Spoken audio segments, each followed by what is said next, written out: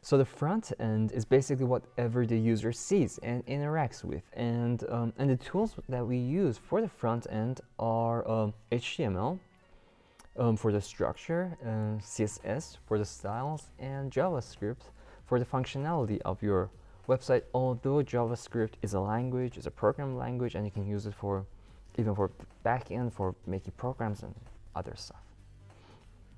So the backend is everything that the user does not see, and it consists of things such as the server, the database, and the application. And the backend is also called the server side, and the front end is also called the client side. So think of it as a kitchen. Let's go to the studio. I'm going to tell you more about it. This is the client side, what the user sees in the browser.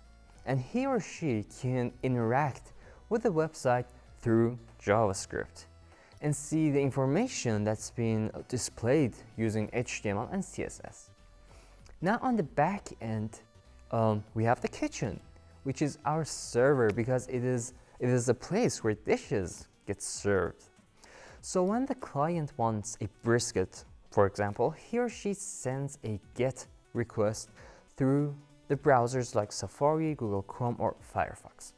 On the server side, their order will be made and sent back to them. Now, all these communications are done through internet protocols and ports, but we're not going to talk about that. And the freezer is the database where things are stored, like login passwords, user data, or anything of that kind. So the fact that the requests are taken care of on the back end and only the results are sent to the browser is very important, because first, how your website works, your application will not be exposed, and second, is much faster when you don't have to transport all the code to the browser to execute it. So our server will get the data from database and does something to it and sends the browser the result to be displayed to the user. The most common languages used for the backend are Java, Python, Ruby, and PHP. And they are usually run on the frameworks for efficiency, meaning less repetition, less typing, and less code. We programmers definitely don't like repetition. Bleh. You could also use JavaScript for the backend with Node.js and Express, which is a JavaScript framework. In that case, you don't need to learn another extra programming language. If you are a front-end developer and you already know JavaScript, well, then you don't have to learn another programming language.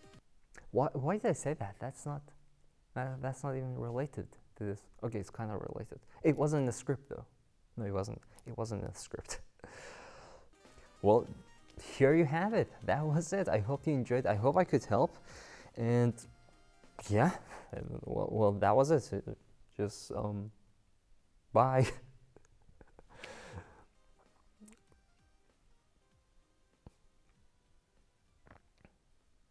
You're still watching? You're still there? Okay, go. I have more videos to record. I think this amount of blurriness, depth of field, it's too blurry. What do you think? This is the mic, so it may not look as nice, but hey, without this you can't hear me, so just... Oh, that was good. Was that good? Oh, that was good. That was a good shot. That was good.